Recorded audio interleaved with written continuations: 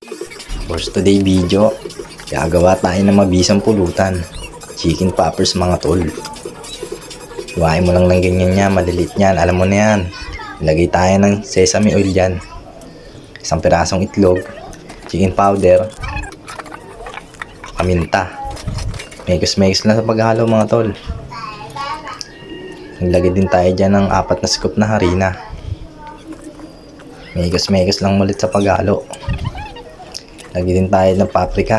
Haluin mo na ng ganyan tol. Parang paghalo mo ng semento. Pagulong-gulong mo na lang yan sa harina. At salang na tong mabisang kawali. Yan. Toast-toast lang natin yan sa pagprito. Hanggang mag golden brown siya mga tol.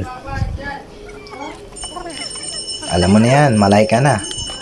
Eto siling. Siling pang paanghang. Para sa mabisang almoranas. Bell pepper. Alam mo na yan tol. Pag gahit-gahit ka na ng ganyan. Mabilisang gayat at sibuyas. Yan. Golden brown na siya tol. Pwede nating hanguin. Salang lang ulit tayo ng ganyan. Margarine. Konting mantika. Siyempre yung mga tinabas natin kanina. Yun. Paikutin mo lang yan tol. Toast-toast mo lang yan. Mabisa na yan mamaya paglabas. Lagyan natin ng UFC. Sweet and spicy.